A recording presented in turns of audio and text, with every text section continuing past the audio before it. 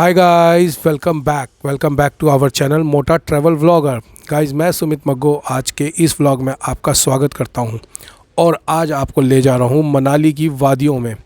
जी हाँ, हमारी इस गाइड में यानी कि आज की इस वीडियो में आपको मिलेगा सब कुछ से मतलब है कि सब कुछ, यहाँ कहाँ रुके, क्या क्या दिन को प्लान करें। यदि आप बच्चों के साथ जा रहे हैं या आप फैमिली माता पिता के साथ जा रहे हैं तो भी ये सबसे बेस्ट कुंजी रहेगी आज की हमारे इस व्लॉग में। सबसे पहली बात, एक तो वीडियो को पूरा देखिएगा और वीडियो को अंत तक देखिएगा। आपको सारी जानकारी के लिए आराम से बैठकर देखनी होगी। सबसे पहले बात करते हैं कि हम मनाली पहुँचेंगे कैसे, हाउ टू वी रीच। उसके लिए हमारे पास रास्ता है एयर। सबसे पहला है जो एयर, हमें कुल्लू एयरपोर्ट मिलता है, लेकिन उसके बाद हमें बाय रोड मनाली पहुंचना होगा। और अगर हम दिल्ली से आ रहे हैं तो हमारे लिए सबसे बेस्ट होता है बाय रोड जाना। एक तो इकोनॉमिकल पड़ता है, दूसरा जो है आप आसानी से पहुंच जाते हैं। तो दिल्ली से हम वाया अंबाला होते हुए करतारपुर से अंदर घुसेंगे, जो कि हिमाचल लग जाएगा। और हिमाचल लगते ही आपको नज़ारे दिखने शुरू हो जाएंगे। आप तभी समझ जाएंगे कि हाँ, हम हिमाचल घुस गए हैं। सबसे पहला नज़ारा तो ये देखिए, ये बादल हैं नीचे और मैं हूँ बीच में और ऊपर है मेरे सूरज। इतना सुंदर नज़ारा, सुबह सुबह का नज़ारा है ये। हम लोग दिल्ली से 4 बजे निकले थे और अब यहाँ पहुँच गए हैं करतारपुर। क्या फ़ोटोज़ निकल के आई, क्या वीडियोज़ बनी, मैं आपको बता नहीं सकता। अल्टीमेट, बहुत ज़बरदस्त, सुंदर।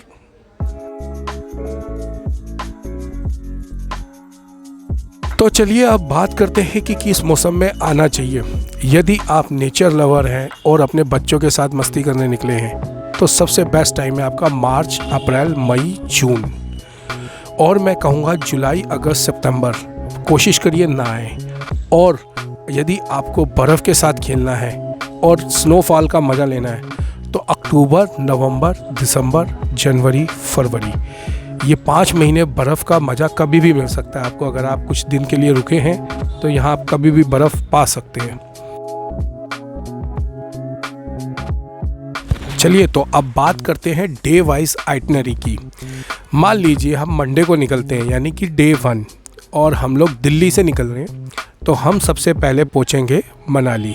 लेकिन उसके लिए बेस्ट टाइम है आप सुबह ड्राइव करके 4 बजे अपने घर से निकल जाएं, क्योंकि रास्ते में जो ट्रैफिक मिलता है वो सिर्फ आपको मिलता है कीरतपुर साहिब तक। उसके बाद आपको कोई ट्रैफिक नहीं मिलता। तो वो उसको आप अगर आपने 8 बजे से पहले क्रॉस कर लिया तो आप बेस्ट से बेस्ट ऑप्शन आपको मिल जाएगी कि आप 2-3 बजे तक मनाली के अंदर होंगे। यदि आप 10 बजे के बाद निकलते हैं अपने घर से तो आप 15 घंटे में भी मनाली नहीं पहुंच पाएंगे। तो बेस्ट है सुबह 4 बजे निकलने के लिए। अब आप शाम को 3 बजे पहुंच गए हैं मनाली। अपना होटल लीजिए अपने बजट के हिसाब से। अभी हम होटल के लिए बात करेंगे आगे।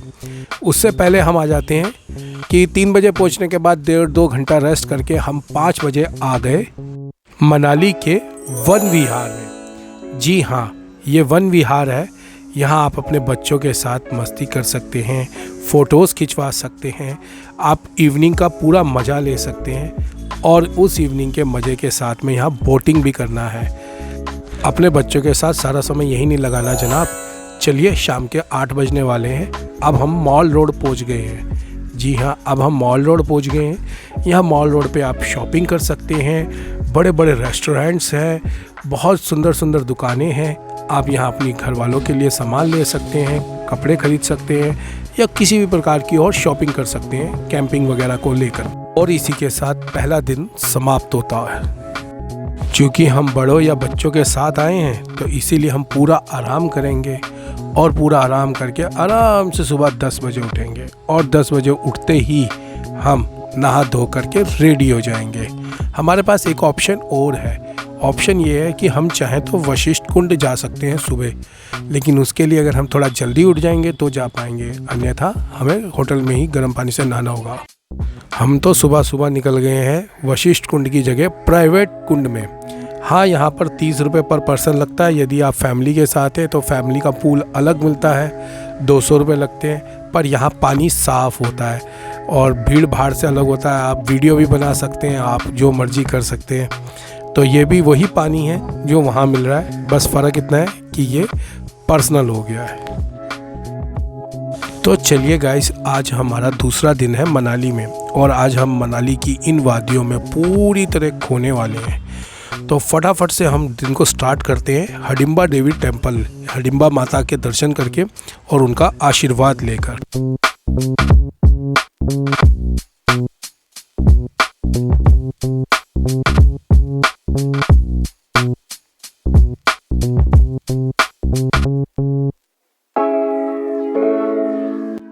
चलिए माता के दर्शन करके अब हम निकलते हैं यहाँ से क्लब हाउस की तरफ। और क्लब हाउस पे आप लोगों को बहुत सारी एक्टिविटीज़ करने को मिलेगी, नाश्ता करने को मिलेगा और भी बहुत कुछ है। आइए दिखाते हैं आपको।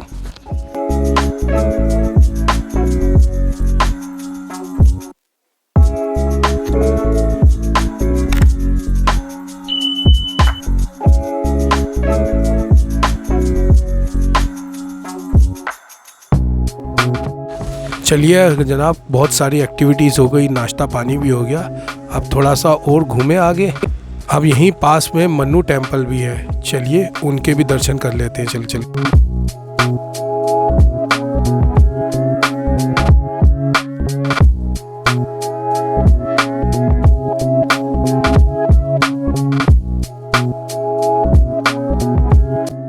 चलिए साहब, अब हम बुद्धिस्ट टेम्पल चलते हैं यहाँ से फटाफट से।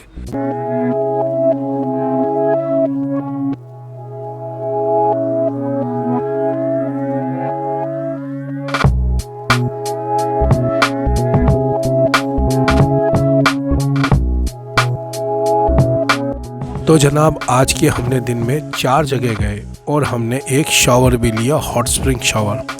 तो अब हम यहाँ से सीधा जा रहे हैं अपने होटल में, क्योंकि आज हम टाइम पे सोएंगे, क्योंकि हमें कल सुबह जल्दी उठना है।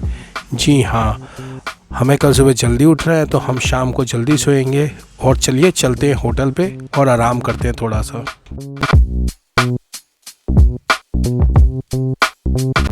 तो साहब, सुबह सुबह उठ गए हैं हम 3:30 बजे और 4:30 बजे तक मैक्सिमम होटल हमने छोड़ दिया है। और होटल छोड़ने के बाद हम निकल गए हैं अटल टनल को। जी हाँ, हम यहाँ से सबसे पहले जाएंगे रोहतांग पास अटल टनल के ज़रिए और फिर वहाँ से वापसी में आएंगे सोलांग वैली। खूब सारी मस्ती करेंगे, मज़ा करेंगे, खाएंगे पिएंगे। आज वहीं रुकने वाले हैं हम लोग। शाम को 6 बज जाएंगे हमें घर वापसी लौटते लौटते, घर का मतलब होटल के कमरे में। तो चलिए फटाफट से निकलते हैं, एंजॉय करते हैं और आप लोगों को एक लिटिल म्यूज़िक के साथ में वहाँ की कुछ फ़ोटोज़ और वीडियोज़ दिखाता हूँ मैं अभी।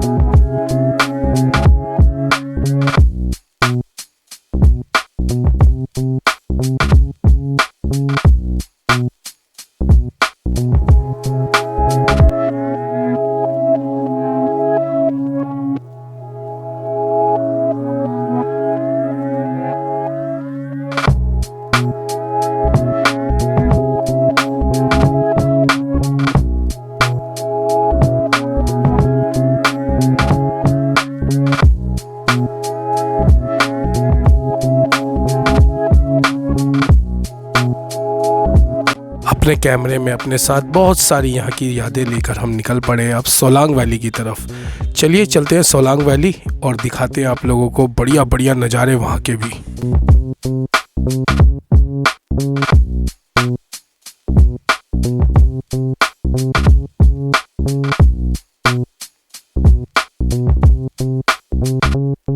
समय हो गया है शाम के 4 और अब हम वापसी के लिए निकल रहे हैं।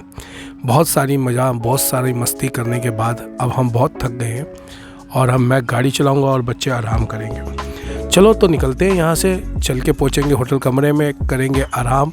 बहुत थक गए हैं, सुबह 4 बजे के निकले हुए हैं।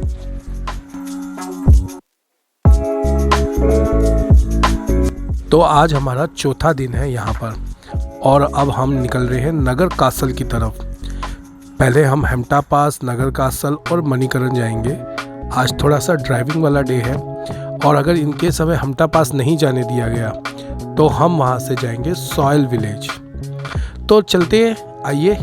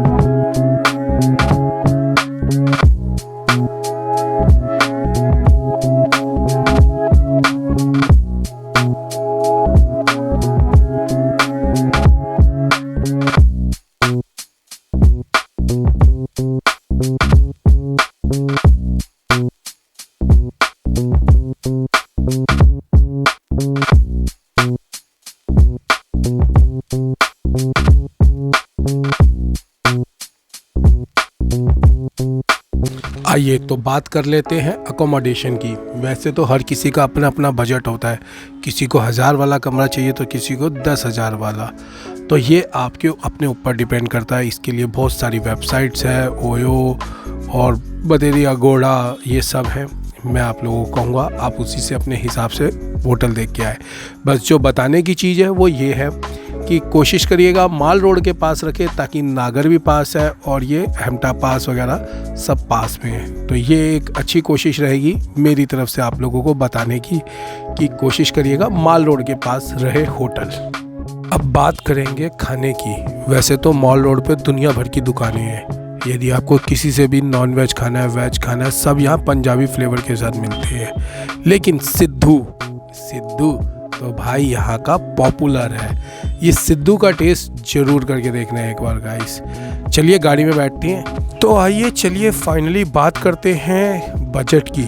ये बहुत ज़रूरी चीज़ है भाई, आपको अंदाज़ा होना चाहिए आपके कितने पैसे लगेंगे। तो सबसे पहले आपको बता दें, आपका लगभग दिल्ली से पेट्रोल लग जाएगा 6 से 7 हज़ार रुपये का, और 1000 से 1500 रुपये तक के टोल लग जाएंगे।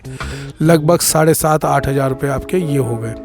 उसके बाद आपको 4 दिन स्टे के लिए होटल मिलेगा 1000 से 1500 रुपये का, जो कि अच्छी कंडीशन में हुआ। आपको नॉर्मल वॉशरूम वगैरह मिलेगा, गर्म पानी मिलेगा।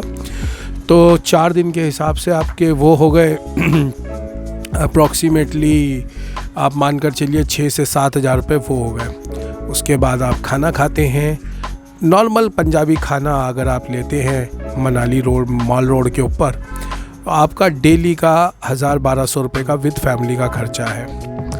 तो अप्रॉक्सीमेट 4 दिन के आपके 5000 रुपये ये हो गए।